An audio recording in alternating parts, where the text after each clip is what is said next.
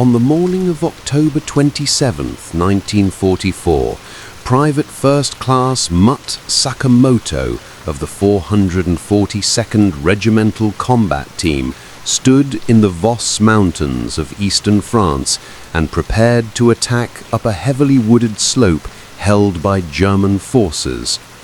Sakumoto was a Nisei, a second-generation Japanese-American, and he was part of the most decorated unit for its size in United States military history.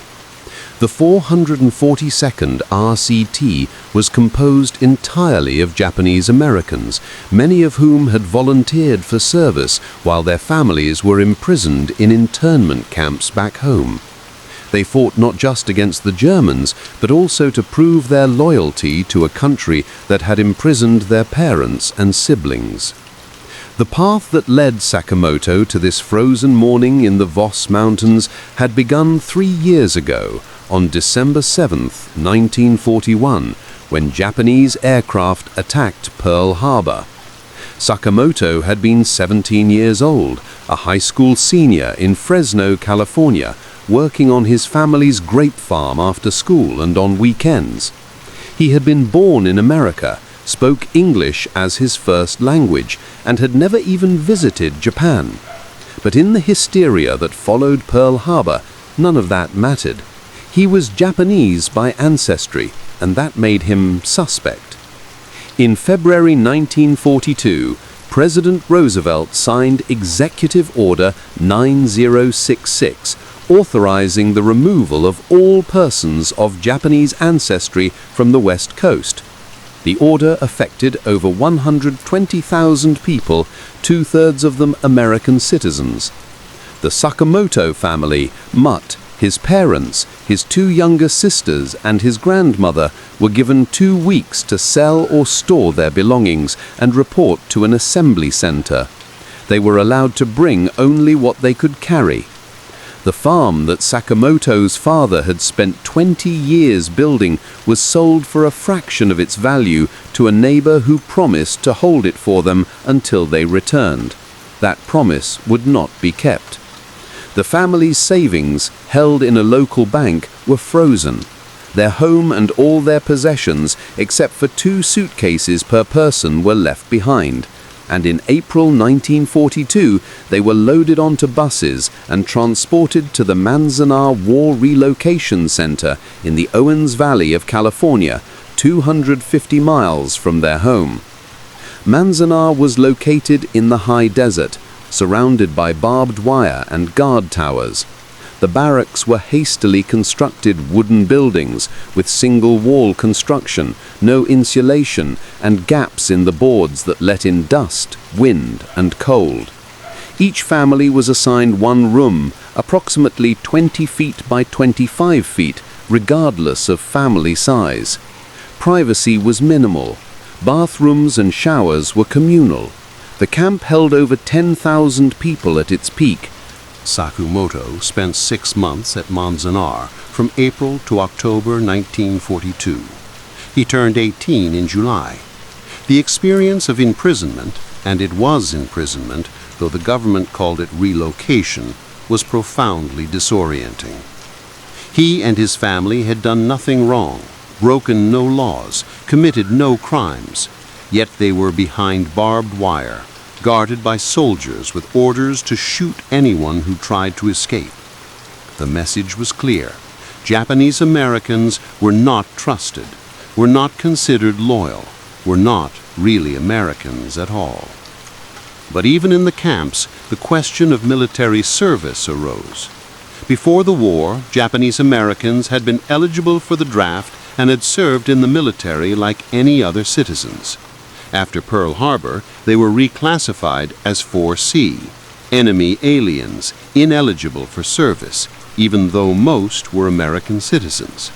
But by early 1943, the military was facing manpower shortages, and the Roosevelt administration was facing criticism for imprisoning loyal citizens. The decision was made to allow Japanese Americans to volunteer for military service.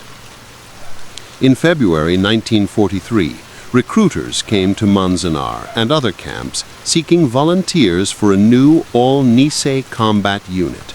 The response was complicated. Some Japanese Americans refused to volunteer, arguing that they shouldn't have to prove their loyalty while their families were imprisoned. Others refused because they were angry at the government's treatment of them. But many volunteered, motivated by various reasons: a desire to prove their loyalty, a wish to fight fascism, a need to escape the camps, or simply a belief that military service was their duty as Americans. Sakumoto volunteered in March 1943. His parents were opposed. They had already lost their home and livelihood, and they didn't want to lose their son as well. His father, a quiet man who rarely expressed strong opinions, argued that the government had no right to ask for their son's service after what had been done to them. But Sakumoto had made up his mind. He was angry about the internment, but he believed that serving would help not just himself, but all Japanese Americans. If Nisei's soldiers fought bravely, proved their loyalty in combat, perhaps the camps would be closed and Japanese Americans would be treated as equals. It was naive reasoning, perhaps, but Sakumoto was 18 years old and wanted desperately to believe that his service would matter. He reported to basic training at Camp Shelby, Mississippi in April 1943, leaving his family behind in Manzanar. He would not see them again for 2 years. The 442nd Regimental Combat Team was activated at Camp Shelby in March 1943. The unit's motto was "Go for broke," a Hawaiian pidgin phrase meaning to risk everything. The regiment was commanded by white officers. The Army did not trust Japanese Americans to command at high levels, but the junior officers and all the enlisted men were Nisei. Most came from either Hawaii or the West Coast internment camps, two very different backgrounds that sometimes created tensions within the unit. The Hawaiian Nisei had grown up in a multi-ethnic society where Japanese Americans were a significant portion of the population. They had not been interned, had not lost their homes and property, and generally had not experienced the same level of discrimination as mainland Japanese Americans. But some mainland Nisei resented the Hawaiians for this, feeling that the Hawaiians didn't understand what it meant to have your loyalty questioned and your freedom taken away. But these tensions were largely overcome during training. The men of the 442nd trained together for nearly a year at Camp Shelby, learning infantry tactics, weapons handling, physical conditioning, and unit cohesion. They trained in the pine forests and swamps of Mississippi, often in weather that ranged from brutally hot to freezing cold. The training was intense and realistic, designed to prepare them for the reality of combat in Europe. Sakumoto excelled during training. He was physically fit from years of farm work, could shoot accurately with the M1 Garand rifle, and proved to be a natural leader. He was promoted to Private First Class in October 1943 and was assigned to Company K, 3rd Battalion. His squad leader was Sergeant George Inui, a Hawaiian who became something of a mentor to Sakumoto. Inui had a calm demeanor under pressure and a dry sense of humor that helped ease tensions. He also had a practical philosophy about their mission. We're soldiers. We do our jobs, we look out for each other, and we prove that we're as good as any other unit in the Army. That's all we can do. The 442nd deployed to Italy in June 1944. They landed at Naples and were immediately sent to the Anzio beachhead, where Allied forces had been bogged down for months trying to break out of the beachhead and advance on Rome. The 442nd was attached to the 34th Infantry Division and was thrown into combat almost immediately. Sakumoto's first combat experience came on June 26, 1944, in the town of Belvedere. His platoon was ordered to clear German defenders from a cluster of stone buildings on a hillside. As they advanced, German machine guns opened fire from concealed positions. Sakumoto hit the ground and for a moment was paralyzed by fear. The sound of bullets cracking past his head, the screams of wounded men, the smell of cordite and blood, it was overwhelming. Sergeant Inui, crouching in a ditch nearby, yelled at Sakumoto, "Move, Sakumoto! Get to cover!" The sharp command broke through Sakumoto's paralysis. He low-crawled to a stone wall, his heart pounding so hard he thought it would burst. Around him, other men were moving, firing, advancing. The training took over. He raised his rifle, found a target, a German soldier visible in a window, and fired. The German disappeared. Whether Sakumoto had hit him or whether he'd simply ducked, he never knew. The fight for Belvedere lasted 6 hours. The 442nd took the town, but the cost was high. Company K suffered 12 casualties, including 3 killed. One of the dead was Private Tommy Yamada, who had been in Sakumoto's basic training platoon and had become a close friend. Yamada was hit by machine gun fire while crossing an open street and died before the medics could reach him. Sakumoto helped carry his body to the aid station, and that night he wrote his first letter home to Manzanar. He didn't mention Yamada's death, censorship wouldn't allow it, and he didn't want to worry his family. But he wrote that he was thinking of them and hoped they were well. The 442nd fought through Italy for the next 4 months. They took part in the liberation of Rome, though they arrived after the city had already fallen. They fought in the Arno River Valley, clearing German positions village by village, always advancing, always taking casualties. By September 1944, the regiment had earned a reputation as aggressive fighters who would attack positions that other units refused to approach. The cost of this aggressiveness was high. Casualty rates in the 442nd were consistently above those in comparable units. But the reputation also created resentment. Some white soldiers, seeing the 442nd's casualties, muttered that the Nisei were trying too hard to prove themselves, that they were reckless, that they got men killed unnecessarily. Others resented the attention the 442nd received in the press, feeling that their own unit's contributions were being overlooked. And there was always the underlying prejudice. Some soldiers simply couldn't accept that Japanese Americans could be good soldiers, no matter what they accomplished. Sakumoto experienced this prejudice directly in late September when his unit was briefly pulled off the line for rest and resupply. At a supply depot, he encountered a white soldier from a different division who made a comment about Japs in uniform. Sakumoto, exhausted and on edge after weeks of combat, responded angrily. The confrontation escalated into a fist fight before Sergeant Inui and other men pulled them apart. Sakumoto was reprimanded by his company commander, Captain James Lovell, a white officer from Texas who had initially been skeptical of commanding Japanese-American troops but had become one of their strongest advocates. Lovell told Sakumoto, "I understand why you're angry, but you can't fight every bigot you meet. You'll spend your whole life fighting.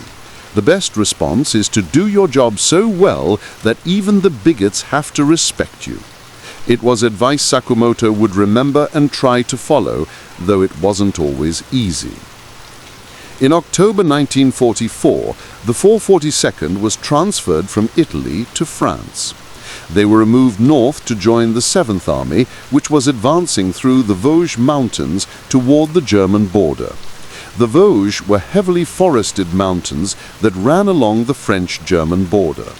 The terrain was difficult. Steep hills, dense woods, narrow roads, and the weather was deteriorating as winter approached. It rained constantly, and temperatures were dropping toward freezing at night. The 442nd was attached to the 36th Infantry Division, a Texas National Guard unit that had fought with distinction in Italy but had been roughly handled in recent fighting in France. The 36th Division's commander, Major John Dahlquist, had a reputation as a demanding officer who expected results regardless of cost. He would prove to be a controversial figure, in the events that followed. The mission facing Sakumoto and the 442nd was straightforward and brutal. Rescue the 1st Battalion, 141st Infantry Regiment, 36th Infantry Division, which had been surrounded by German forces for 6 days in the dense forests near Bifontaine.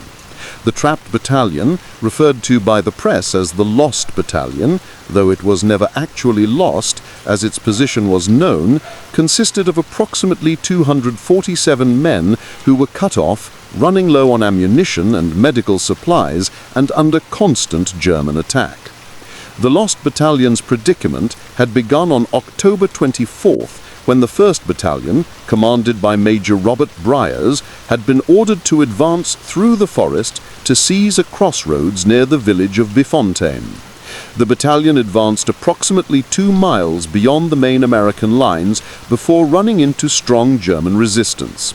Briers requested permission to withdraw, but General Dahlquist, believing the German opposition was light and could be overcome, ordered him to hold his position while other units advanced to link up with him.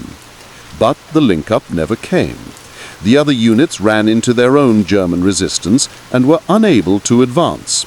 Meanwhile, German forces, recognizing that an American battalion was exposed and vulnerable, moved to surround it. By the evening of October 24th, the Lost Battalion was cut off on 3 sides. Attempts to airdrop supplies had limited success. Many of the supply bundles fell into German-held territory.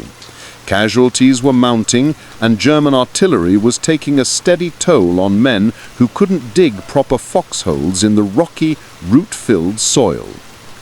Previous attempts to break through to the Lost Battalion had failed with heavy casualties. The 2nd Battalion, 141st Infantry, had tried to fight its way through on October 25th and had been stopped after suffering over 100 casualties. The 3rd Battalion tried on October 26 with similar results. The terrain favored the defenders absolutely. The Germans held the high ground, had excellent fields of fire through the trees, and had registered artillery on every approach route. The 442nd had been called in because every other option had been exhausted. The regiment had a reputation for aggressive tactics and high casualty rates. Some called them reckless, others called them courageous. The men of the 442nd simply called themselves soldiers, and they resented the implication that they needed to prove anything. But they also knew that every action they took reflected on all Japanese Americans, so they fought with a ferocity that earned respect even from those who doubted them. Lieutenant Colonel James Handley, commanding officer of the 100th Infantry Battalion, which was attached to the 442nd and was itself a Nisei unit that had been formed earlier and had fought in Italy since 1943, briefed his officers on October 26th. The situation was dire.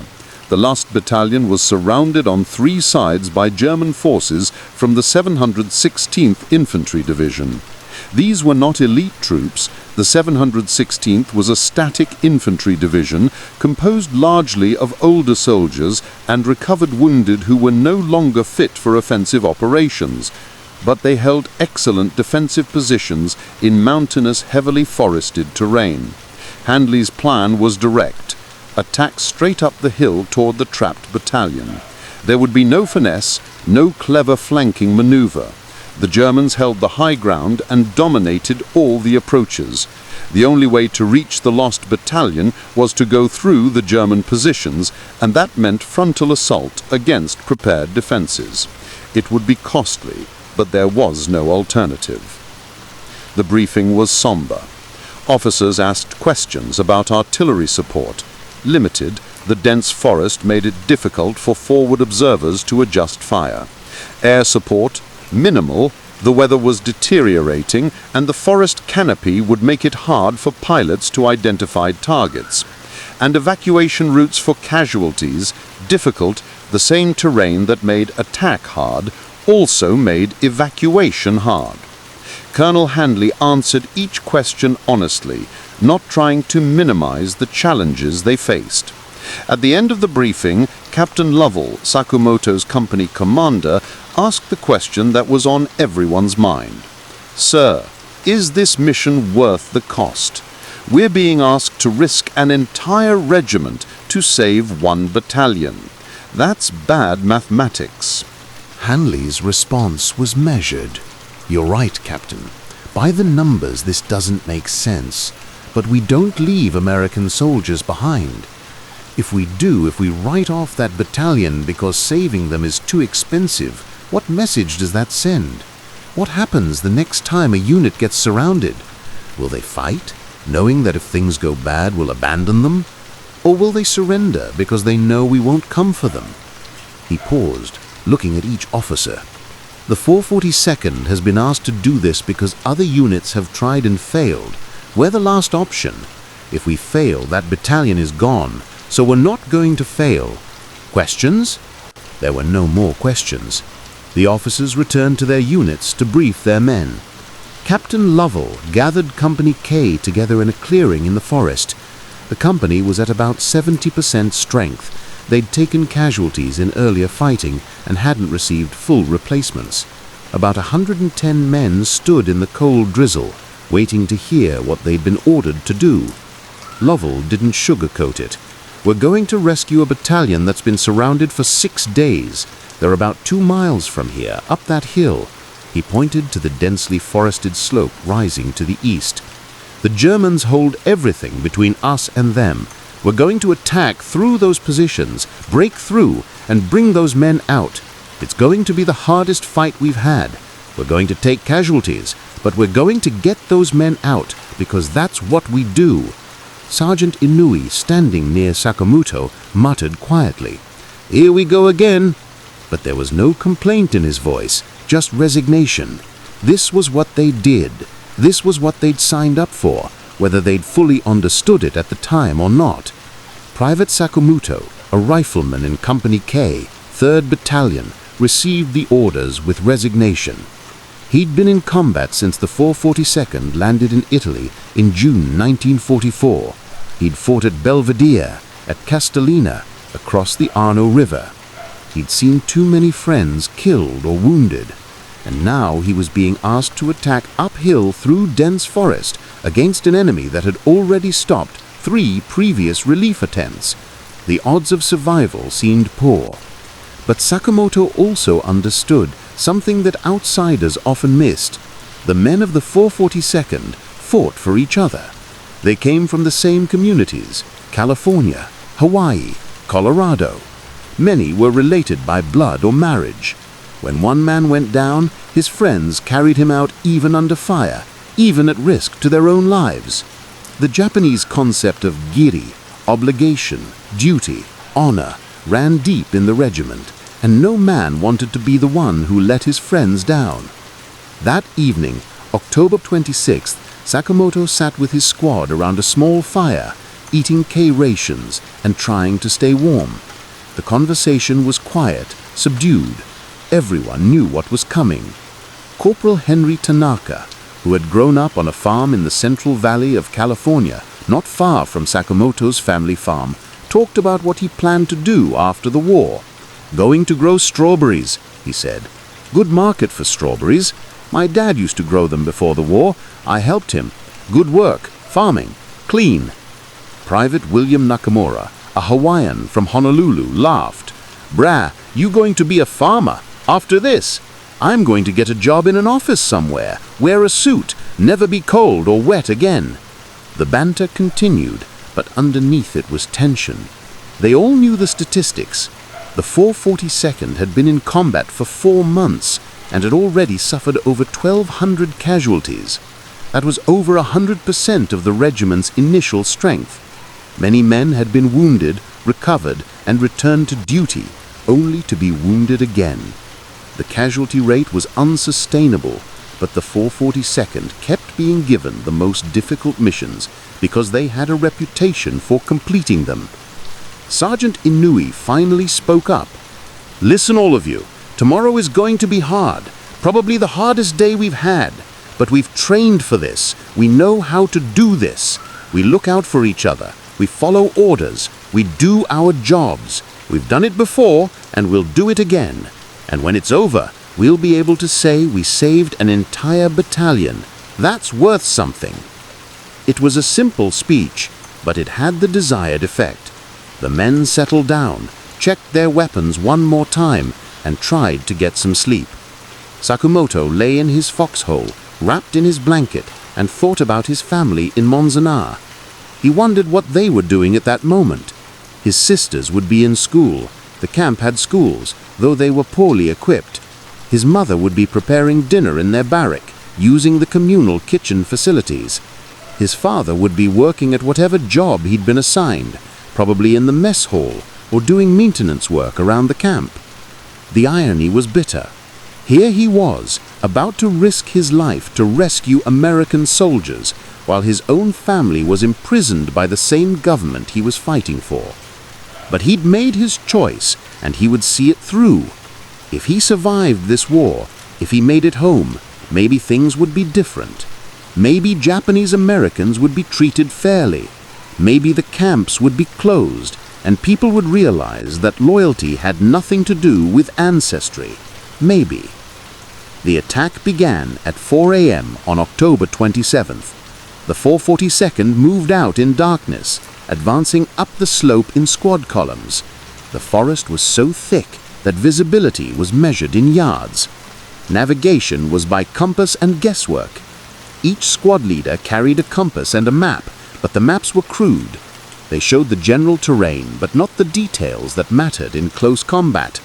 Trees, rocks, ravines, streams. These features weren't shown on the maps, but determined where you could move and where you couldn't. Within an hour, the lead elements ran into German positions. Machine gun fire erupted from multiple directions. The Americans went to ground, returned fire, and tried to identify the German positions. This was the most dangerous phase of any attack, the moment when you first make contact with the enemy and don't yet know where they are or how strong they are.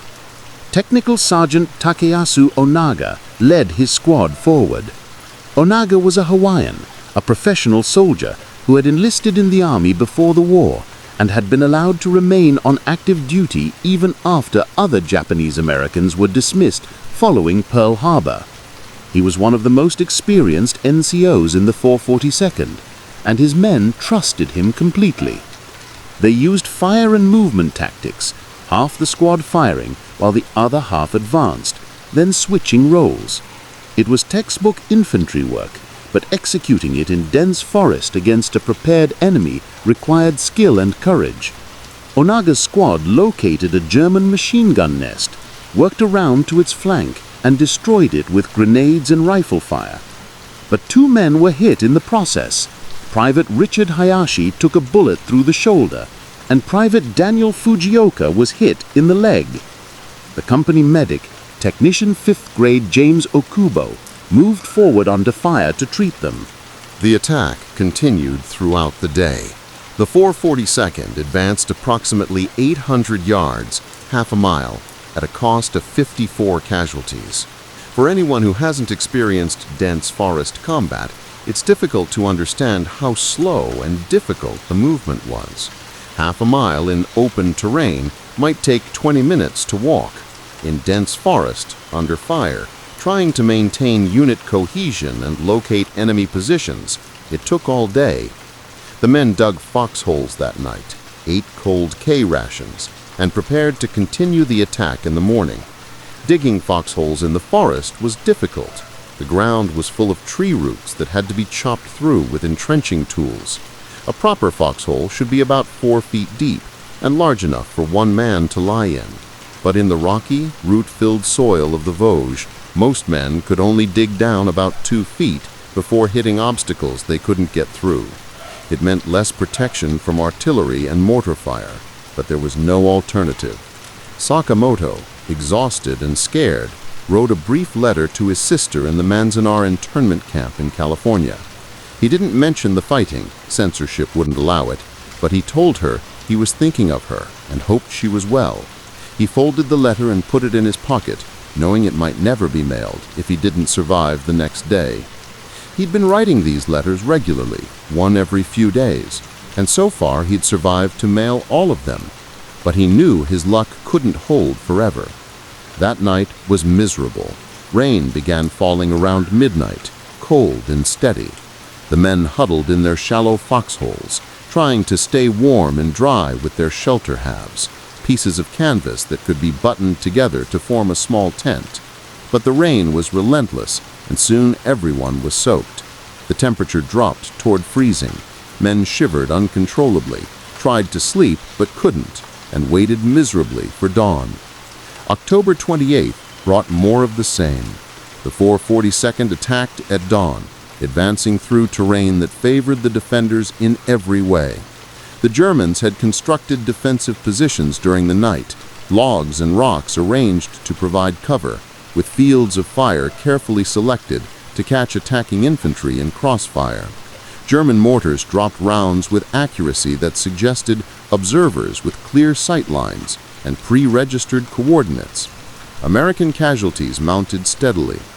The forest itself became an enemy.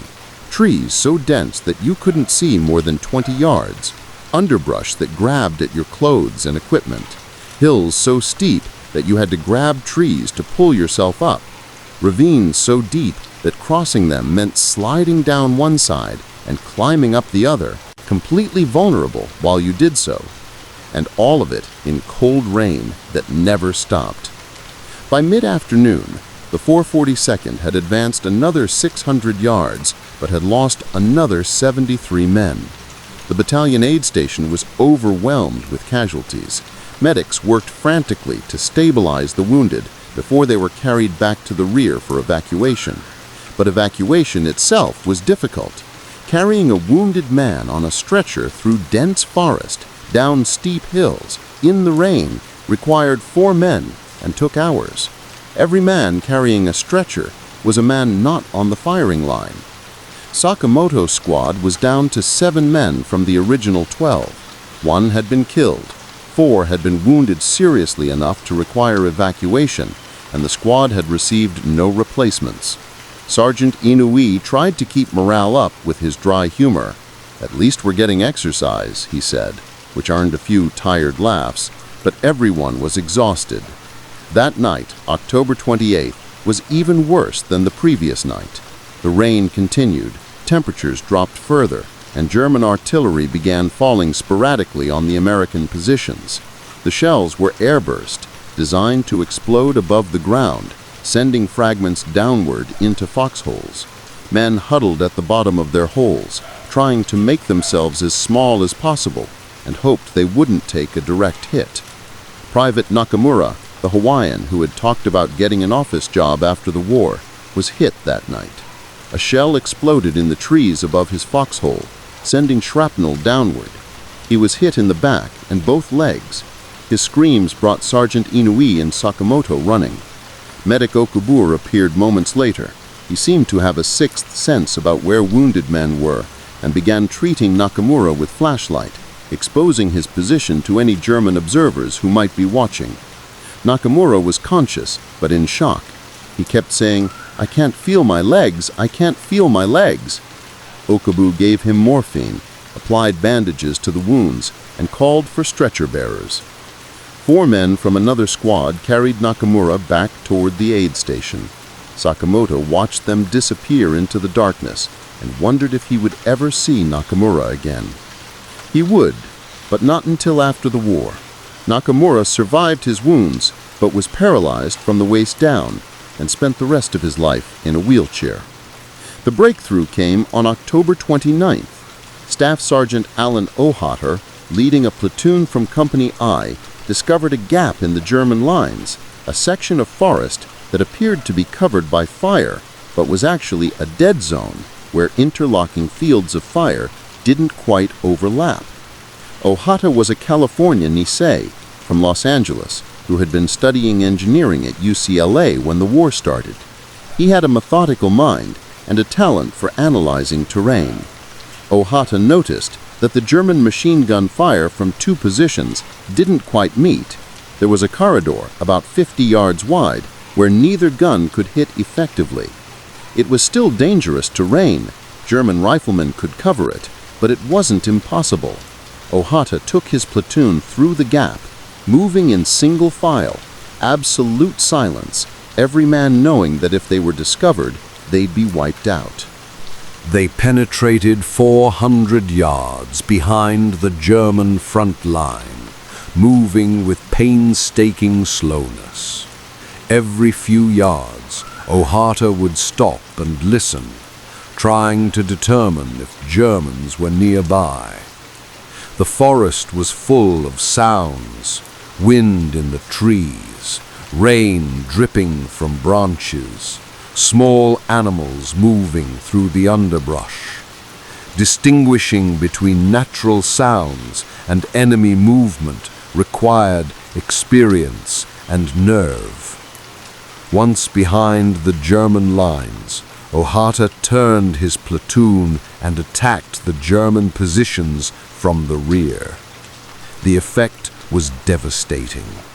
The Germans, focused on the American forces in front of them, suddenly found themselves under attack from behind. Several machine gun positions were overrun before the Germans could react. German soldiers, confused and panicked, broke and ran. Some were cut down by rifle fire, others surrendered. A few managed to retreat to secondary positions. The German defensive line, which had held for 6 days, began to collapse. Other elements of the 442nd, recognizing the breakthrough, pressed their attacks.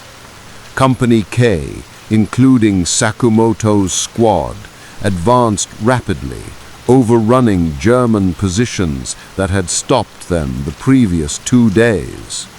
By noon, the German forces were withdrawing, but the course continued to mount. Sergeant Inoue was hit during the advance. He was moving forward with his squad when a German soldier, hidden in a foxhole that the Americans had passed, rose up behind them and fired his rifle. The bullet hit Inoue in the chest. He went down without a sound. Sakumoto, who was a few yards ahead, heard the shot and turned to see Inoue on the ground and the German soldier raising his rifle to fire again. Sakumoto shot the German soldier twice, center mass, then ran back to Inoue. The sergeant was still conscious but bleeding heavily. Sakumoto screamed for a medic, but Okubo was treating other wounded and couldn't get there immediately. Sakumoto applied pressure to the wound with his hands, trying to stop the bleeding, while Corporal Tanaka provided security, watching for other German soldiers who might still be hiding nearby. Okubo arrived within minutes and took over treating Inoue. He gave him morphine, applied bandages, and called for stretcher bearers. As they were carrying Inoue away, the sergeant grabbed Sakumoto's hand and said weakly, "Take care of the squad." Then he was gone, carried back toward the aid station. Sakumoto, now the senior man in the squad, even though he was only a PFC, tried to process what had just happened. Inoue had been his squad leader, his mentor, his friend, and now Sakumoto was in charge, responsible for the 6 remaining men in the squad. At 2 p.m. on October 30, after 6 days of fighting, the 442nd Regimental Combat Team broke through the final German positions and made contact with the lost battalion. They penetrated 400 yards behind the German front line, moving with painstaking slowness. Every few yards, Ohata would stop and listen, trying to determine if Germans were nearby. The forest was full of sounds, wind in the trees, rain dripping from branches, small animals moving through the underbrush. Distinguishing between natural sounds and enemy movement required experience and nerve. Once behind the German lines, Ohata turned his platoon and attacked the German positions from the rear. The effect was devastating. The Germans, focused on the American forces in front of them, suddenly found themselves under attack from behind. Several machine gun positions were overrun before the Germans could react. German soldiers, confused and panicked, broke and ran. Some were cut down by rifle fire. Others surrendered. A few managed to retreat to secondary positions. The German defensive line, which had held for 6 days, began to collapse. Other elements of the 442nd, recognizing the breakthrough, pressed their attacks. Company K, including Sakumoto's squad, advanced rapidly, overrunning German positions that had stopped them the previous 2 days. By noon, the German forces were withdrawing, but the cost continued to mount. Sergeant Inouye was hit during the advance. He was moving forward with his squad when a German soldier, hidden in a foxhole that the Americans had passed, rose up behind them and fired his rifle. The bullet hit Inouye in the chest. He went down without a sound. Sakumoto, who was a few yards ahead, heard the shot and turned to see Inouye on the ground and the German soldier raising his rifle to fire again. Sakumoto shot the German soldier twice, sent a mass, then ran back to Inouye. The sergeant was still conscious but bleeding heavily. Sakumoto applied pressure to the wound with his hands, trying to stop the bleeding, while Corporal Tanaka provided security, watching for other German soldiers who might still be hiding nearby. Okubo arrived within minutes and took over treating Inouye. He gave him morphine, applied bandages, and called for stretcher bearers. As they were carrying Inouye away, the sergeant grabbed Sakumoto's hand and said weakly, "Take care of the squad." Then he was gone, carried back toward the aid station. Sakumoto, now the senior man in the squad, even though he was only a PFC, tried to process what had just happened. Inouye had been his squad leader, his mentor, his friend, and now Sakumoto was in charge, responsible for the 6 remaining men in the squad. At 2 p.m. on October 30, after 6 days of fighting, the 442nd Regimental Combat Team broke through the final German positions and made contact with the lost battalion. The trapped soldiers, many wounded, all exhausted and hungry, were stunned by the appearance of their rescuers. They had been told that relief was coming, but they'd been told that before. Several relief attempts had failed, and the men of the lost battalion had begun to believe they would either have to break out on their own or surrender. Major Robert Brulliers, commanding the lost battalion, was standing in his command post, a foxhole covered with logs, when one of his officers ran up and said, "Sir, Americans coming through the perimeter." Brulliers grabbed his rifle and moved forward cautiously. They'd had false alarms before. German soldiers wearing captured American uniforms had tried to infiltrate their positions. But these were real Americans. Brulliers could see them moving through the trees, weapons at the ready, advancing carefully. And then he realized something that shocked him. They were Japanese Americans. Nisei soldiers had come to save them. Brulliers, a career army officer from Texas, had grown up with the casual racism common in that time and place. He'd never given much thought to Japanese Americans one way or another. But here they were, looking exhausted and battered, many wounded, having fought for 3 days through terrain and German defenses that had stopped every other relief attempt. They had come for him and his men at a terrible cost to themselves. Brulliers later wrote in his after-action report, "We had been told a relief force was coming, but we'd heard that before. When we finally saw American soldiers coming through the trees, we couldn't believe it. And then we realized they were Japanese Americans. Nisei soldiers had come to save us. I'll never forget that moment as long as I live. The meeting between the 442nd and the Lost Battalion was emotional. Men from both units embraced, shared water and rations, treated each other's wounded. The men of the Lost Battalion, some of whom had never met a Japanese American before, were profoundly grateful. The men of the 442nd, exhausted beyond measure, felt a sense of accomplishment that transcended their physical condition. They had done what they'd been sent to do. They had saved lives. But the reality of the cost was also becoming clear. The 442nd Regimental Combat Team had suffered over 800 casualties, killed, wounded, or missing, to save 211 men. The rest of the Lost Battalion, about 64 men, had been killed or captured before the rescue. The numbers were stark. Nearly 4 casualties in the 442nd for every man saved from the Lost Battalion. Some have questioned whether the mission was worth the price. The 442nd's commander, Colonel Charles Pence, was asked this question after the war and responded, "You don't leave American soldiers behind.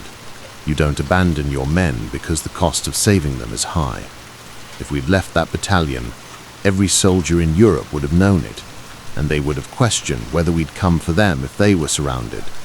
The 442nd paid a terrible price, but they did their duty." But for the men who had fought those 3 days, the question was more personal and more complicated. Private Sakumoto, now acting squad leader, sat that night in a foxhole near the Lost Battalion's perimeter and tried to process what had happened. His squad had started the attack with 7 men. Now it was down to 4. Corporal Tanaka had been wounded on the final day. A piece of shrapnel from a German mortar round had caught him in the arm. Private George Nakano had been killed by machine gun fire while crossing an open area. Private Thomas Shimizuki had been hit in both legs and evacuated. That left Sakamoto and 3 other men, Private James Masuda, Private Robert Fujimoto, and Private Kenneth Yamamoto. They were from different backgrounds, Masuda from Hawaii, Fujimoto from Colorado, Yamamoto from California. But the 3 days of fighting had bound them together in a way that's difficult to explain to people who haven't experienced combat. They had kept each other alive, had covered each other's movements, had shared their last rations and ammunition. They were brothers in a way that transcended blood. The evacuation of the Lost Battalion began on October 31. The wounded had to be carried out first, and there were many of them. The 442nd provided stretcher bearers, men who were themselves exhausted and wounded, but who made trip after trip through the forest, carrying the wounded back to aid stations and ambulances. It took 2 days to evacuate all the casualties from both the Lost Battalion and the 442nd. During the evacuation, Sakamoto had a conversation with one of the men from the Lost Battalion, a sergeant named William Henderson from Fort Worth, Texas. Henderson, who had been wounded in the leg and was waiting to be carried out, asked Sakamoto, "Where are you from?" "California," Sakamoto replied. "Fresno." "Your family still there?" "No, they're in Manzanar, internment camp." Henderson was quiet for a moment, processing this. "So your family is locked up and you're here fighting?" "Yes." "Why? I mean, I'm grateful as hell that you are, but why would you fight for a country that's doing that to your family?" It was a question Sakamoto had been asked before, though usually not so directly. He'd spent months thinking about the answer. "Because we're Americans," he said finally. "My family is American. I'm American. The government made a mistake with the camps, a bad mistake, but that doesn't change who we are. And maybe if we fight well enough, prove ourselves clearly enough, the camps will close and things will change. That's what I hope anyway." Henderson nodded slowly. "I hope you're right. And for what it's worth, you and your men saved my life. I won't forget that." None of us will. It was a small moment, one conversation among thousands, but it represented something important. Before the war, many Americans had never met a Japanese American, had never thought about them as individuals with families and hopes and dreams. They were just Japs, a racial category associated with the enemy. But here, in the forests of France, in the most concrete way possible, Japanese American soldiers had saved white American soldiers. It was impossible to maintain racial prejudice in the face of that reality. On November 1, the 442nd was pulled out of the line. They marched back to a rest area near the town of Brières, moving slowly because so many men were wounded and could barely walk. The regiment that had started the Vosges campaign with approximately 2,900 men was now down to fewer than 2,000 effectives. Some units had been reduced to less than half their authorized strength, and importantly, no one was shooting at them. Men could sleep without fear of artillery, could walk around without fear of snipers, could relax for the first time in weeks. The rest area was a collection of tents in a muddy field. It wasn't comfortable, but compared to the front lines, it was paradise. There were hot showers, the first in weeks, and hot food from a field kitchen. There were clean uniforms, mail from home, and most importantly, no one was shooting at them. Men could sleep without fear of artillery, could walk around without fear of snipers, could relax for the first time in weeks. Sakumoto received a package from his family on November 3. It contained cookies his mother had baked, socks his sister had knitted, and letters from all his family members. The cookies were stale and broken from the long journey, but Sakumoto shared them with his squad, and they were the best thing he'd tasted in months. The letters were more complicated. His mother wrote about daily life in Manzanar, the cold weather, the dust storms, the cramped conditions. His father wrote about his work in the mess hall, and his hope that they would be able to return to their farm someday. His sisters wrote about school and friends and small camp dramas that seemed trivial from a distance, but were important to them. Reading the letters, Sakumoto was struck by the contrast between his experience and theirs. He was fighting in France, living in foxholes, killing and watching friends die. They were imprisoned in California, living behind barbed wire, trying to maintain some semblance of normal life in profoundly abnormal circumstances. Both experiences were shaped by the war, but in completely different ways. Sakumoto wrote back to his family on November 4. He told them he was safe, a lie, but a necessary one. That he'd received their package and it was wonderful, true, and that he hoped they were well, also true. He didn't tell them about the Vosges Mountains, about the lost battalion, about the friends he'd lost. That would come later, if at all. For now, he wanted them to believe he was okay. The rest period lasted 2 weeks. During that time, the 442nd received replacements, fresh troops from training camps in the United States. These new men were well trained, but inexperienced, and integrating them into existing units was a challenge.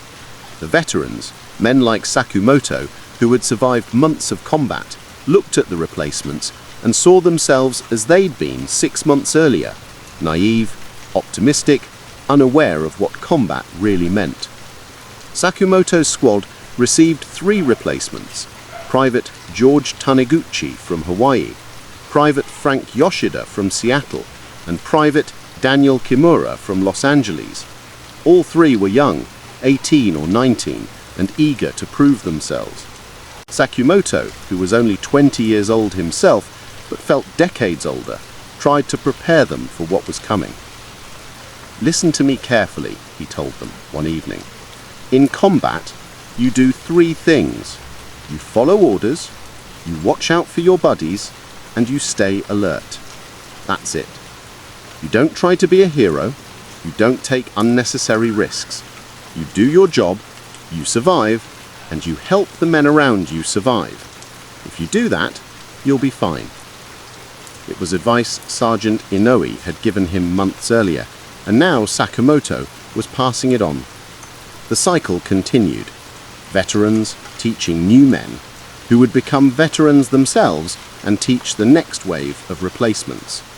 It was how units maintained their effectiveness despite constant casualties. On November 15th, the 442nd returned to the line. They were assigned to a sector in the Maritime Alps on the French-Italian border. The mission was to push German forces out of several mountain villages and open the route to Italy. It was difficult terrain, steep mountains, narrow roads, small villages that had to be taken house by house, but it was preferable to the Vosges. The forests here were less dense, visibility was better, and the weather, while cold, was not as relentlessly wet. Sakumoto's squad participated in the attack on a village called Castellan on November 18th. The Germans had fortified the village with machine gun positions and had blown the bridge across a small river at the village's entrance. The 442nd had to cross the river under fire, then fight their way through the village, street by street. Sakumoto led his squad across the river at dawn. The water was waist-deep and freezing cold. German machine guns opened fire as they crossed, and Private Taniguchi, one of the new replacements, was hit in the shoulder. He went down in the water, and Sakumoto grabbed him and dragged him to the far bank. Medic Okubo, who seemed to be everywhere at once, appeared and began treating Taniguchi. The fight for Castellan lasted all day. Sakumoto's squad cleared 3 houses, using grenades and rifle fire to eliminate German defenders. Private Yoshida, another replacement, performed well. He was calm under fire and followed orders without hesitation. Private Kimura, the third replacement, was more hesitant. He froze up twice when they came under fire, and Sakumoto had to physically push him forward. It was a common reaction among new soldiers, and Sakumoto was patient with him. Some men adapted to combat quickly, others took longer. The key was to keep them alive long enough to learn. By nightfall, Castellan was in American hands. The Germans had withdrawn to the next village in the mountains. Sakumoto's squad set up defensive positions in a stone house on the edge of town and tried to get some rest. They'd been fighting for 14 hours and were exhausted. That night, Private Kimura approached Sakumoto. "I'm sorry about today," he said. "I froze up. I let you down." Sakumoto shook his head. "You didn't let anyone down. You did fine for your first real combat. Everyone freezes up sometimes. What matters is that you kept going. Tomorrow will be easier." It was a small conversation, but it was important. New soldiers needed encouragement, needed to know that their fear was normal and manageable. Sakumoto remembered how terrified he had been during his first combat at Belvedere, how Sergeant Inoue had helped him through it. Now he was doing the same for others. The 442nd continued fighting through November and into December. They took village after village, pushing the Germans back toward the Italian border. The fighting was constant, but not as intense as the Vosges. Casualties were steady, but not catastrophic. The regiment was learning, adapting, becoming more efficient at the brutal work of infantry combat. On December 10th, Sakumoto was promoted to sergeant and officially made squad leader. It was a recognition of what had already been happening. He'd been leading the squad since Inoue was wounded in the Vosges. The promotion came with a small increase in pay, and more importantly, with formal authority to make decisions for his men. Captain Lovell, still the company commander, told Sakumoto, "You've earned this. You're a good soldier and a good leader. Your men trust you, and that's what matters. Keep doing what you've been doing." Sakumoto accepted the promotion with mixed feelings. He was proud to be recognized, but he also felt the weight of responsibility. Every decision he made could get his men killed. Every order he gave could be the wrong one. It was a burden that all leaders carried, but knowing that didn't make it easier. The 442nd spent Christmas 1945 in the mountains. There was no combat that day, Both sides seemed to have agreed on an informal truce. The men of the 442nd held a religious service in a small mountain chapel. A chaplain read from the Bible, and men sang Christmas carols in English and Japanese. For a few hours, they weren't soldiers at war. They were just young men far from home, thinking about their families and hoping the war would end soon. Sakumoto thought about his family in Manzanar. He wondered what they were doing for Christmas. The camp would have some kind of celebration. The inmates always tried to maintain traditions despite their circumstances. His mother would have found a way to make something special for dinner. His sisters would have made decorations for their small barrack room. His father would have participated quietly, not saying much, but appreciating the effort to maintain normality. The war in Europe continued through the winter. The 442nd fought in the Maritime Alps, then was transferred back to Italy in March 1945 for the final offensive. They participated in the breakthrough of the Gothic Line, the German defensive position that had held Allied forces for months. The fighting was intense. The Germans were defending their last positions in Italy and fought with desperation, but by this point, the outcome was no longer in doubt. The Allies were winning, and everyone knew it. On April 25, 1945, the 442nd entered the Po River Valley. They advanced rapidly, facing only scattered resistance. German forces were surrendering in large numbers, and Italian partisans were emerging from hiding to celebrate their liberation. The war in Italy was effectively over. Sakumoto's squad was near the town of Genoa when they heard the news on May 7th. Germany had surrendered. The war in Europe was over. Men cheered, embraced each other, fired their rifles into the air in celebration. But the celebration was tempered by the knowledge of what it had. The 442nd remained in Italy for several weeks after the surrender, performing occupation duties and waiting for orders to return home. During this time, Sakumoto had a conversation with Captain Lovell that stayed with him for the rest of his life. Lovell said, "Sergeant, I want you to know something. When I was first assigned to command a company of Japanese-American soldiers, I had doubts. I'd been raised in Texas, and I had the prejudices common to that time and place. I thought maybe you wouldn't be good soldiers. Maybe you wouldn't be loyal. Maybe you'd fold under pressure.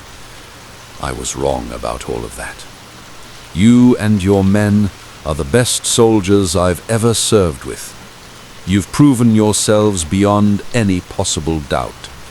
And when I get home, I am going to make sure people know that.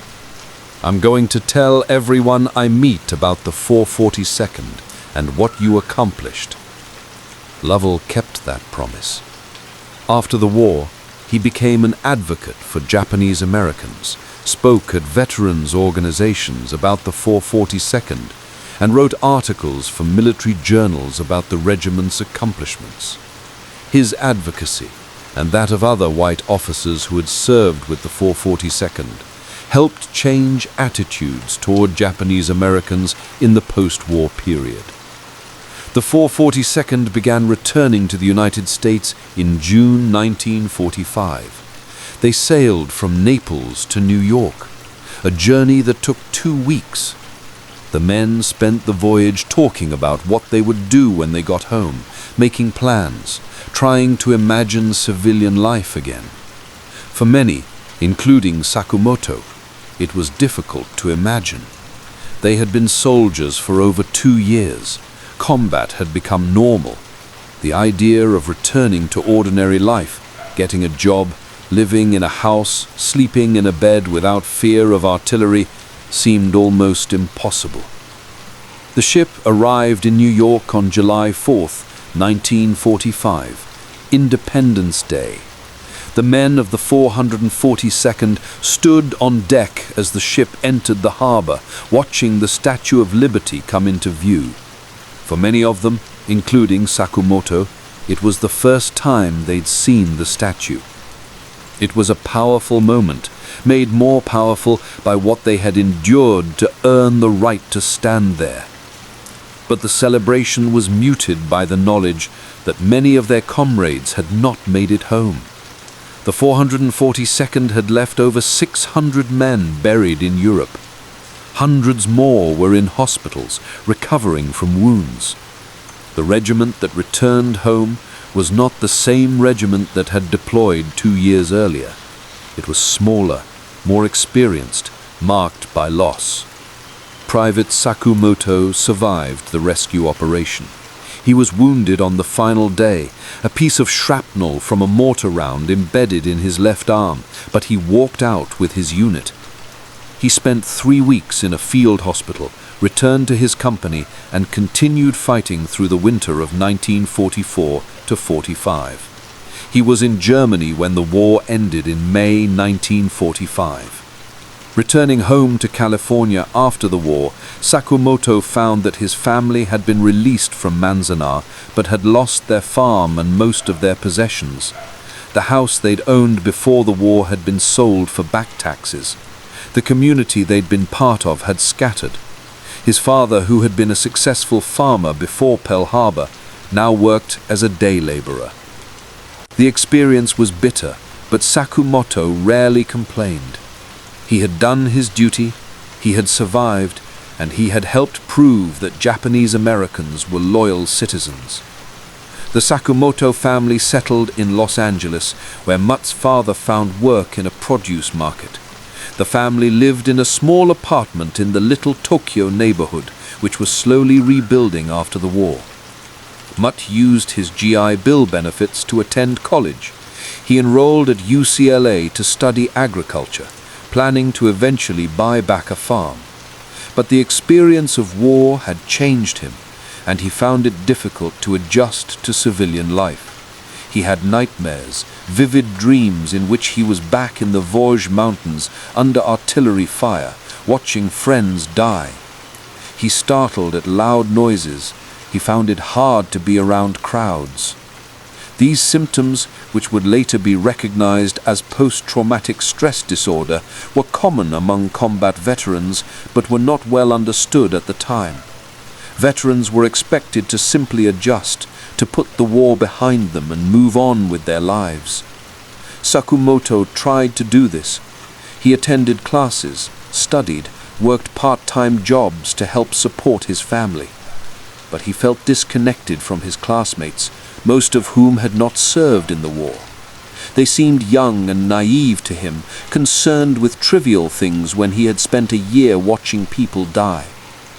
He found connection instead with other veterans of the 442nd. The regiment held regular reunions, and Sakumoto attended whenever he could.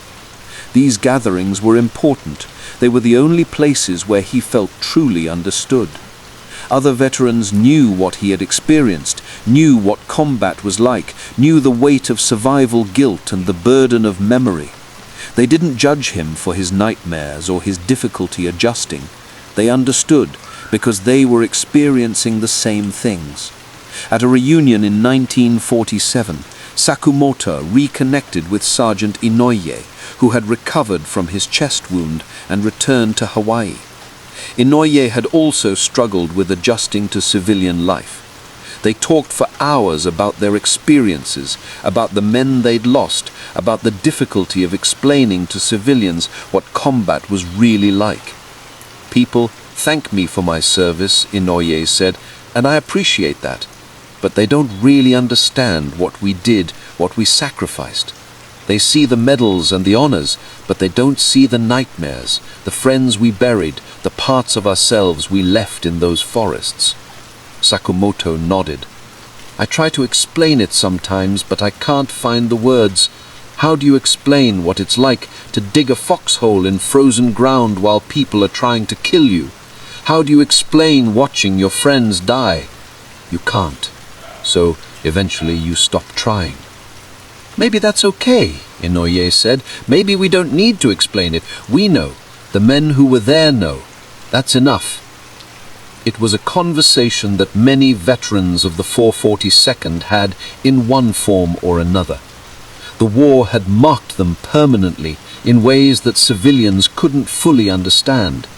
But they had each other, and that created a bond that lasted their entire lives. In 1947, President Truman reviewed the 442nd Regimental Combat Team on the White House lawn. The unit had earned 18,143 individual decorations, including 1 Medal of Honor, later increased to 21 after a review of records in 2000, 52 Distinguished Service Crosses, 560 Silver Stars, and over 4,000 Purple Hearts. Truman told the assembled soldiers, "You fought not only the enemy, but you fought prejudice, and you have won." Sakumoto was among the soldiers at that ceremony. He stood in formation, wearing his dress uniform with his ribbons, the Bronze Star, the Purple Heart, the Combat Infantryman's badge, and listened to the President's words. It was a proud moment, but also a complicated one. Yes, they had fought prejudice. Yes, they had proven Japanese Americans were loyal. But the cost had been immense. And Sakumoto couldn't help but wonder if it should have been necessary at all. Why had they needed to prove their loyalty? Why had their families been imprisoned while they fought? Why had they had to earn through blood what should have been their birthright as American citizens? These questions would haunt Sakumoto for the rest of his life, and he never found fully satisfactory answers. The men of the 442nd would carry the memory of the Vosges Mountains for the rest of their lives. At reunions in later years, gatherings that brought together veterans from Hawaii, California, and across the mainland, they would remember friends who hadn't come home. They would remember the cold, the fear, the exhaustion of fighting uphill against prepared positions, and they would remember the moment when they broke through to the lost battalion and saw the gratitude in the eyes of men who had given up hope.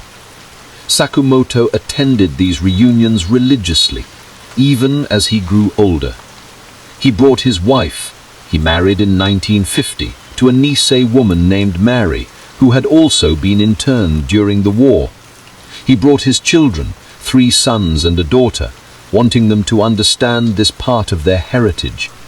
And eventually he brought their grandchildren, hoping that they would carry forward the memory of what the 442nd had accomplished. At the 1984 reunion, Sakumoto met survivors from the lost battalion who had traveled to attend the gathering.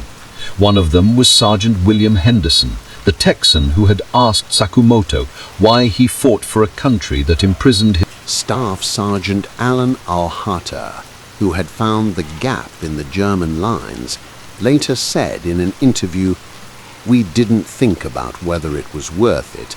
We didn't think about the cost. We were soldiers, and there were other soldiers who needed help. That's all that mattered. The fact that we were Nisei, that our families were in camps, that some people questioned our loyalty, that made it important to us personally. But the mission would have been the same regardless. You don't leave soldiers behind." The German defenders of the Vosges positions, interviewed after the war, spoke with respect about the 442nd. Obergefreiter Hans Müller, who had fought in the defensive positions, recalled, "They kept coming. We would stop one attack and another would come. We would inflict casualties that should have made them break off, but they kept attacking. We had never seen Americans fight like that. Eventually, they overwhelmed us through sheer determination. They were very good soldiers." Müller and other German veterans attended a joint memorial ceremony in the Vosges Mountains in 1994, marking the 50th anniversary of the battle. It was a remarkable gathering, American and German veterans, former enemies, meeting as old men to remember and honor those who had fallen. Sakumoto attended that ceremony and found himself able to see the German veterans as he had never been able to during the war, as men like himself who had been asked to do difficult things in difficult circumstances. The rescue of the lost battalion became one of the defining moments of the 442nd's history, but it was far from their only action. The regiment continued fighting through Italy and France, participated in the liberation of Dachau concentration camp, and ended the war as the most decorated unit for its size in American military history. But the Vosges operation, the willingness to accept devastating casualties to save fellow soldiers, remained the clearest demonstration of the values the Nisei soldiers embodied. The liberation of Dachau deserves particular mention as it had profound impact on the men of the 442nd. When they entered the concentration camp in late April 1945, they found horrors that none of them had imagined. Thousands of prisoners, most of them Jewish, were starving, diseased, barely alive. The evidence of mass murder was everywhere. The survivors, when they saw American soldiers, wept with relief. For the Nisei soldiers, who had themselves experienced imprisonment and discrimination, the sight of Dachau was deeply affecting. Sakumoto, entering the camp with his squad, found himself unable to speak. He had thought he'd seen the worst of what war had to offer. He was wrong. The systematic cruelty, the industrial scale of the killing, the utter dehumanization of the prisoners, it was beyond anything he had experienced. That night, sitting in a tent outside Dachau, Sakumoto tried to write to his family about what he'd seen, but he couldn't find words adequate to describe it. Eventually he gave up and wrote simply, "We liberated a German prison camp today. It was very bad. I can't describe it. I'm glad we're winning this war." It was inadequate, but it was the best he could do. The experience at Dachau reinforced for many of the Nisei soldiers the importance of what they had been fighting for. Yes, America had imprisoned Japanese Americans unjustly. Yes, they had been forced to prove their loyalty in ways that white Americans never had to. But America had not built death camps. America had not engaged in systematic genocide. The war against Nazi Germany had been a just war, and they had been right to fight it. In 2012, the 442nd Regimental Combat Team was awarded the Congressional Gold Medal, the highest civilian honor Congress can bestow. By then, most of the veterans were in their 80s and 90s. Many attended the ceremony in wheelchairs or using walkers. They were old men, but when they stood together, you could still see the soldiers they had been. Young men who had fought not just for their country, but for their honor, their families, and their right to be called Americans. Sakumoto attended that ceremony, though he was 86 years old and needed a wheelchair. His entire family came with him, his wife, his 4 children, his 11 grandchildren, and his 3 great-grandchildren. When the medal was presented, when Congress formally recognized what the 442nd had accomplished, Sakumoto wept. He wept for the friends who hadn't lived to see this moment. He wept for the young men they had all been, fighting in foreign lands for recognition they should have had by birthright. And he wept with relief that finally, after so many years, their service was being properly honored. Private First Class Mutt Sakumoto passed away in 2008 at the age of 86. His funeral in Los Angeles was attended by over 300 people, including veterans of the 442nd, members of the Lost Battalion, and family members spanning 4 generations. The eulogy, delivered by his son, included a quote from a letter Sakumoto had written in 1945. We fought because we are Americans. We fought to prove we belong here. We fought for each other, and we won. The funeral was held with full military honors. A color guard from the 442nd presented the colors. A bugler played taps. An honor guard folded the American flag that had covered Sakumoto's casket and presented it to his widow. And veterans of the 442nd, old men now, but still standing straight, saluted as their brother was laid to rest. At the wake following the funeral, stories were told. Veterans spoke about Sakumoto's courage in the Vosges, his leadership, his care for his men. Members of his family spoke about his life after the war, his work as a farmer, his dedication to his family, his quiet service to his community. And members of the lost battalion spoke about what it had meant to them that Japanese American soldiers had come to save them at such cost to themselves. For the veterans of the 442nd, the Vosges represented the moment when they proved beyond any doubt that loyalty and courage have nothing to do with the shape of one's eyes or the country of one's ancestors. They proved it in the most definitive way possible by giving their lives for soldiers who didn't look like them, spoke different languages, and came from different backgrounds. They proved that being American is not about where you came from, but about what you're willing to fight for. And in doing so, they changed not just their own lives, but the trajectory of civil rights in America. The performance of the 442nd in combat made arguments against Japanese Americans impossible to sustain. How could anyone question the loyalty of people whose sons had died in such numbers for their country? The 442nd didn't just win battles, they won the right for Japanese Americans to be treated as equals. This impact was felt immediately after the war. In 1948, the Supreme Court ruled in Oyama versus California that the state's alien land laws, which prevented Japanese immigrants from owning land, were unconstitutional. The performance of the 442nd was cited in the legal arguments. If Japanese Americans could die for their country, the reasoning went, they certainly had the right to own property in it.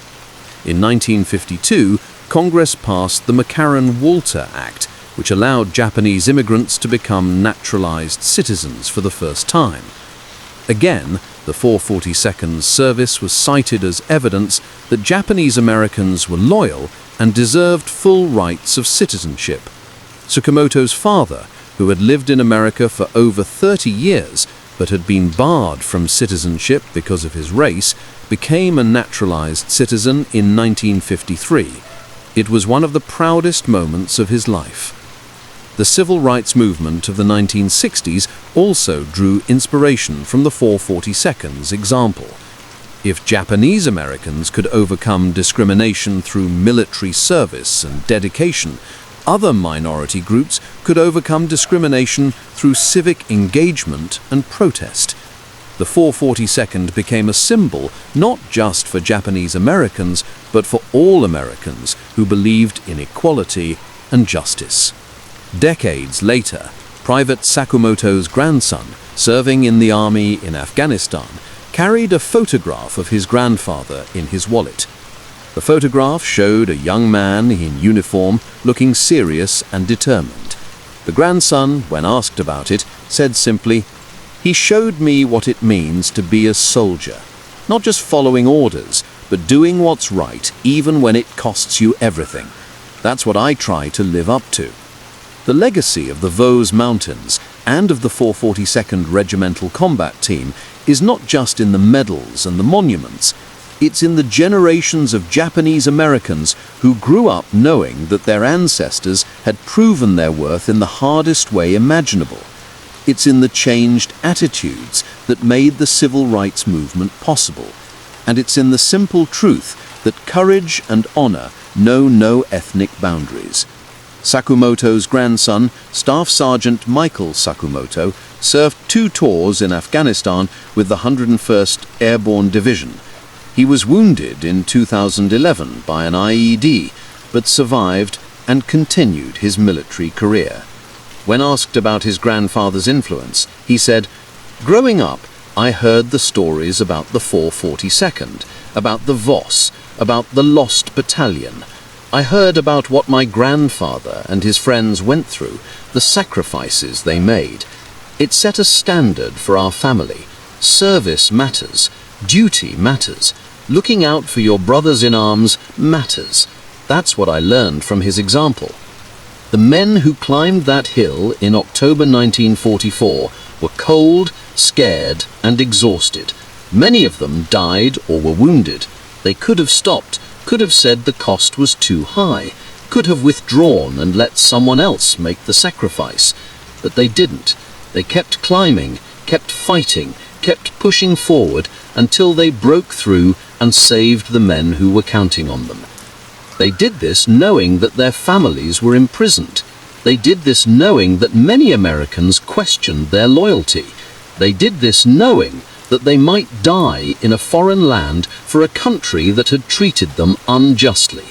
But they did it anyway, because they believed in something larger than themselves.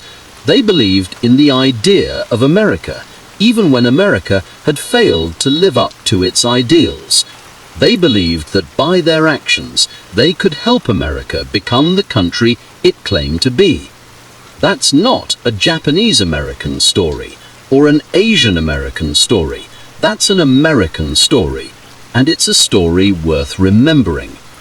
In the years following the war, as the 442nd veterans aged and their numbers diminished, efforts were made to preserve their story. The Go for Broke National Education Center was established in Los Angeles in 1989 to document and share the history of Japanese Americans in World War II. The center collected oral histories, photographs, letters, and artifacts from veterans and their families. Sakumoto contributed to this effort, donating letters he'd written home during the war, photographs from his service, and most importantly, his time.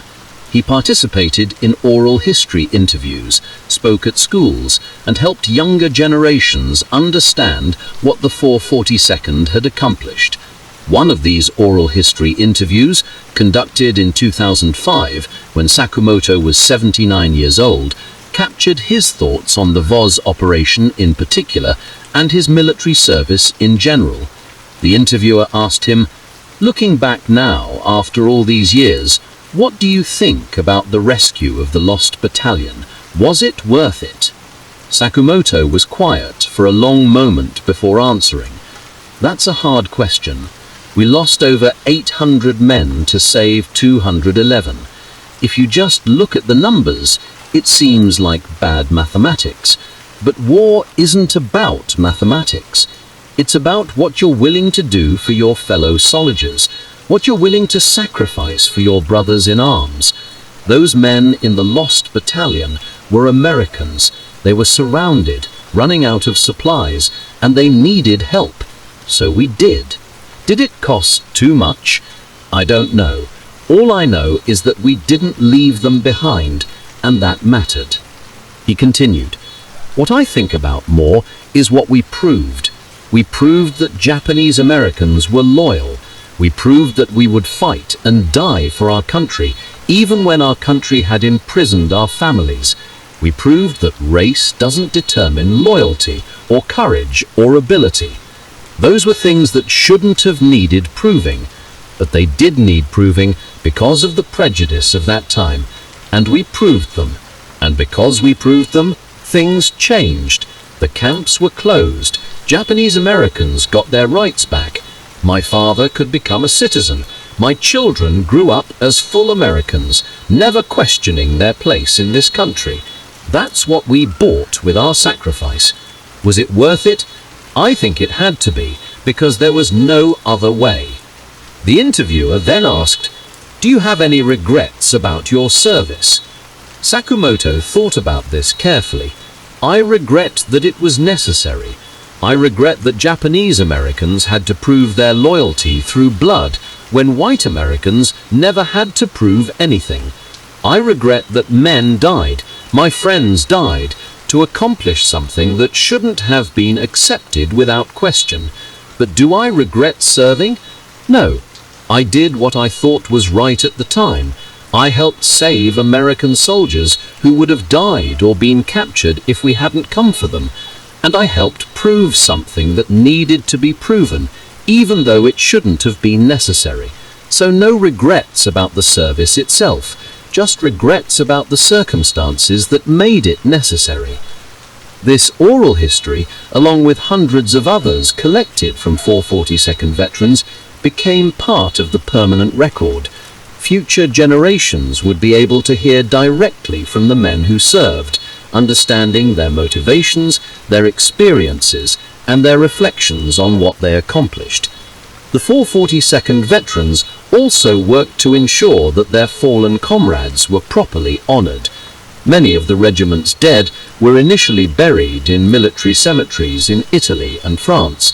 In the decades after the war, some families chose to have their loved ones' remains returned to the United States for reburial. Others chose to leave them in the military cemeteries overseas, feeling that it was fitting for them to rest where they fell. Sakumoto made several trips to Europe in his later years to visit these cemeteries. He went to the American cemetery at Epinal, France, where many of the men killed in the Vosges are buried. He walked among the white crosses and stars of David, reading names, remembering faces. Some of these men had been in his squad, had fought beside him, had died within yards of him. He stood at their graves and spoke to them quietly, telling them about his life, about their families, about how they were remembered and honored. One grave in particular affected him deeply. Private George Nakano, who had been Sakumoto participated in many of these educational efforts. He spoke at schools regularly, accepting invitations from teachers who wanted their students to hear directly from someone who had lived through these events. He would tell the students about growing up in California, about the internment, about his decision to volunteer, about combat in Italy and France. And he would answer their questions, which ranged from practical, what was it like to be shot at, to philosophical, how could you fight for a country that imprisoned your family? To that last question, which came up frequently, Sakumoto had developed an answer that seemed to satisfy most students. My country didn't imprison my family. My government did, because of fear and prejudice. But America is more than its government. America is an idea, the idea that all people are created equal, that everyone deserves certain rights, that what matters is not where you came from, but who you are and what you do. During the war, America wasn't living up to that idea, but I believed in the idea anyway, and I fought to defend it, hoping that eventually America would live up to its own ideals. And to a large degree, it has. Not perfectly. We still have problems with discrimination and inequality, but better than it was. And I like to think that what the 442nd did helped make that progress possible. These speaking engagements were important to Sakumoto. He felt that as long as someone was telling the story, as long as young people were learning about what the 442nd had accomplished, the sacrifices of his fallen comrades would not have been in vain. Memory, he believed, was a form of honor. As Sakumoto entered his final years, he became increasingly concerned that the story of the 442nd would be forgotten once all the veterans had passed away. He worked with the Go for Broke National Education Center to ensure that oral histories, photographs, and artifacts were properly preserved. He encouraged his children and grandchildren to remember and pass on the family's history. And he supported efforts to create permanent memorials to the 442nd. One such memorial was dedicated in 2010 at the National Japanese American Memorial to Patriotism in Washington, D.C. The memorial honors all Japanese Americans who served in World War II, including the 442nd, the 100th Battalion, and the Military Intelligence Service. Sakumoto attended the dedication ceremony despite being 84 years old and in failing health. His family tried to convince him to stay home, but he insisted on going. "This might be the last time we all gather," he told his son. "The last time we veterans can stand together and be counted. I need to be there. I owe it to the men who didn't make it home." At the ceremony, Sakumoto stood with other veterans, fewer than 100 of them now, out of the thousands who had served. They were old men, most in their 80s and 90s, many using wheelchairs or walkers.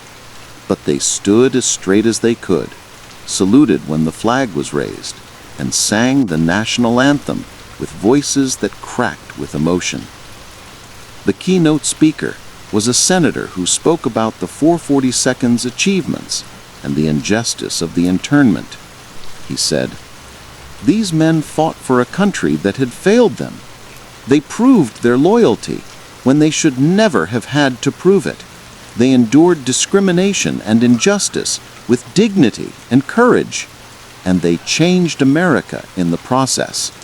We owe them a debt that can never fully be repaid, but we can honor them by remembering their service, by teaching their story, and by continuing to work toward the America they believed in. An America where everyone is judged by their character and their actions, not by their race or their ancestry." Sakumoto listened to these words with mixed feelings. He appreciated the recognition, appreciated that finally, so many years later, the nation was acknowledging what the 442nd had done and the injustice of the internment. But part of him wished this recognition had come sooner, when more of his comrades were alive to hear it, when it could have made a difference in their lives. After the ceremony, Sakumoto met with several other veterans. They talked about old times, about battles fought decades earlier, about friends long dead. And they talked about the present, about their families, about the world their grandchildren were growing up in. One veteran, a Hawaiian named James Fujikawa, who had served in the same battalion as Sakumoto, said, "You know what I think about? I think about how different the world is now compared to when we were young. Back then we weren't allowed to become citizens, weren't allowed to own land in some states, were locked up just because of our ancestry. Now we've had Japanese American members of Congress, cabinet secretaries, generals. The world changed, and we helped change it." Sakamoto nodded.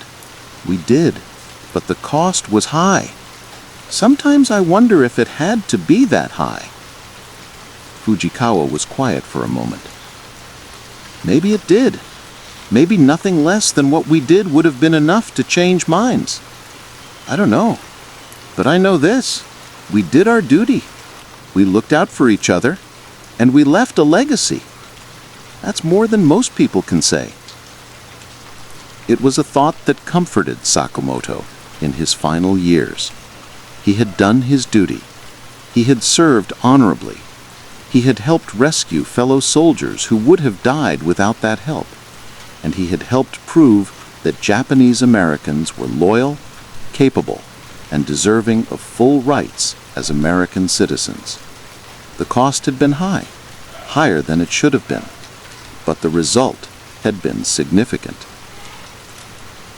In 2007, Sakumoto was diagnosed with lung cancer.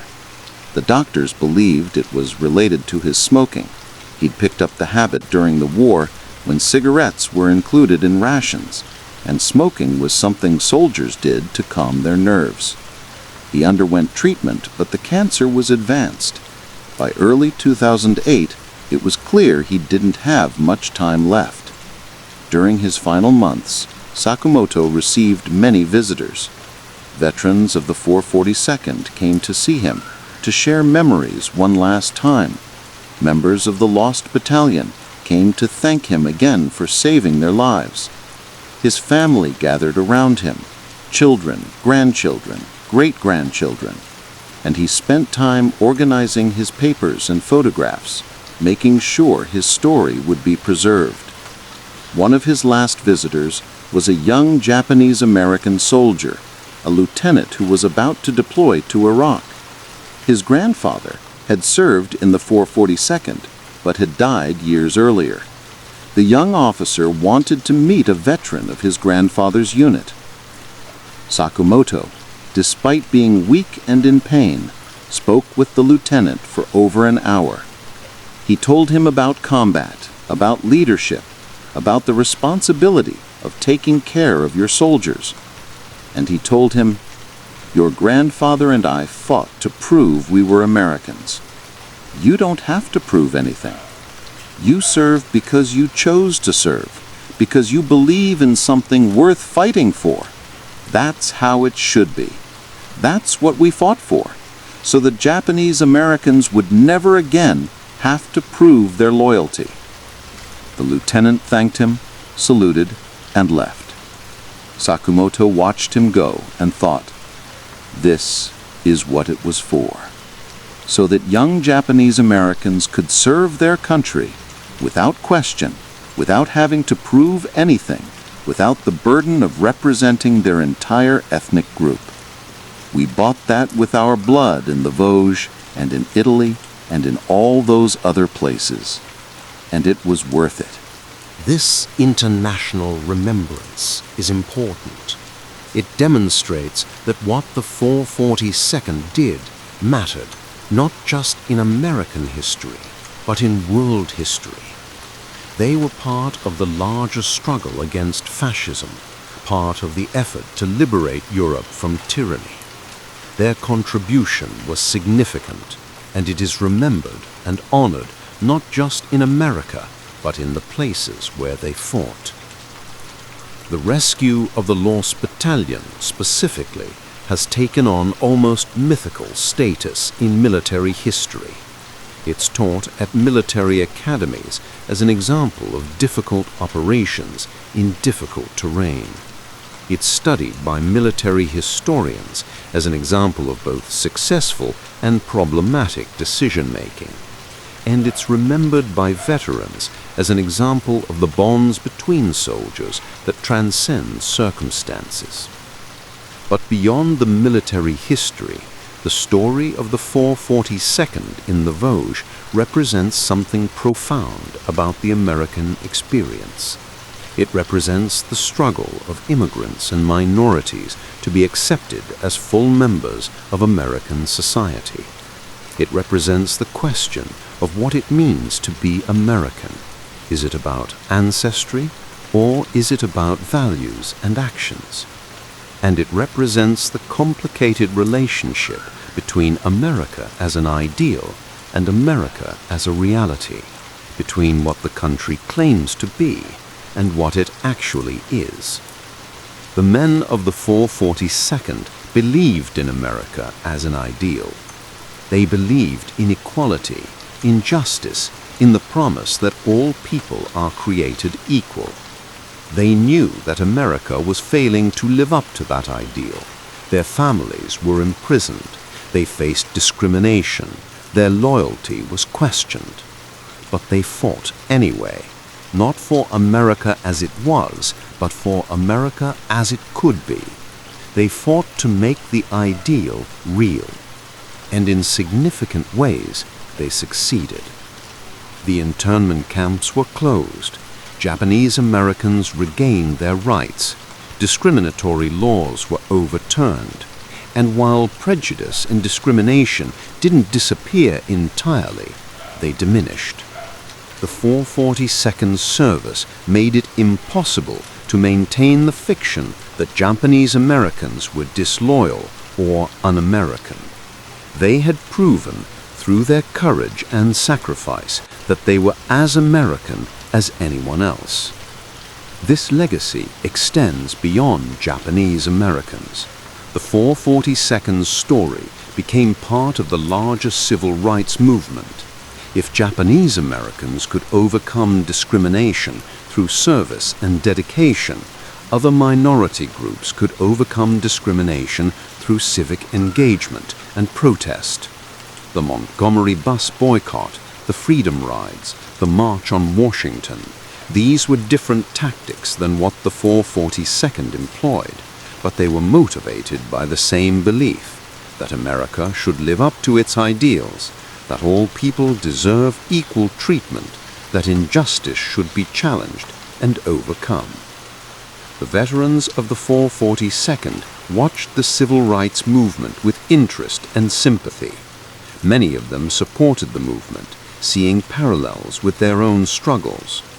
They had proven their worth through military service. African Americans and other minorities were proving their worth through peaceful protest and civic engagement. The tactics were different, but the goal was the same: full equality as American citizens. As the last veterans of the 442nd pass away, most are now in their 90s and their numbers diminish each year, efforts have intensified to preserve their story. Documentary filmmakers are racing to record oral histories while veterans are still alive. Historians are writing books based on newly discovered letters and documents, and educators are developing curricula to ensure that future generations learn about the 442nd and what they accomplished. There is urgency to this work. Within a decade, perhaps less, there will be no living veterans of the 442nd. Their direct testimony will be lost. All that will remain will be the documents, photographs, letters, and oral histories passed down through families. It's crucial that these resources be preserved and made accessible so that the story can continue to be told accurately and meaningfully. The Go for Broke National Education Center has taken a leading role in this preservation effort. They have collected over 1,000 oral histories from Japanese American World War II veterans. They have digitized thousands of photographs, letters, and documents. They have created educational materials for schools, and they have worked with filmmakers, historians, and journalists to ensure that the story of the 442nd reaches the widest possible audience. The center also works with families of 442nd veterans to collect and preserve personal materials. Many families have boxes of letters, photographs, medals, and other items stored in attics or closets. These materials are invaluable for understanding the personal experience of the soldiers, and the center works to preserve them and make them available to researchers.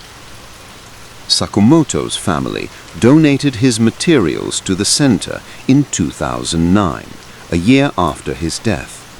The collection included over 200 letters he'd written home during the war, 50 photographs, his uniform and medals, and a journal he'd kept sporadically. These materials have been used by researchers, have been featured in documentaries, and have been made available to students studying the 442nd. One of the most poignant items in Sakumoto's collection is a letter he wrote to his sister on October 26, 1944, the night before the attack to rescue the lost battalion began. In the letter, he wrote, "Tomorrow we have a difficult mission. I can't tell you what it is, but it's important. I want you to know that I'm thinking of you and the family. Whatever happens, remember that I did this because I believed it was right. I believed that by serving, I could help prove that Japanese Americans are loyal, that we deserve to be treated fairly. I hope I'm right about that. I hope that what we're doing here will make a difference back home. Please tell Mom and Dad that I love them and that I'm proud to be their son." The letter was written the night before Sakumoto would lead his squad up a heavily forested hill against prepared German defenses. He knew the mission was dangerous. He knew there was a good chance he wouldn't survive. Yet he wrote with clarity and purpose about why he was doing it. That letter, more than anything else, captures the motivations of the 442nd. They fought not just to defeat the enemy, but to prove something about themselves and to change things back home. The story of Mutt Sakumoto and the 442nd Regimental Combat Team is a distinctly American story. It's a story about immigration and assimilation, about loyalty and sacrifice, about courage in the face of injustice. It's a story about young men who were asked to prove what should never have needed proving, who paid a terrible price to earn what should have been their birthright, and who succeeded in changing their country for the better.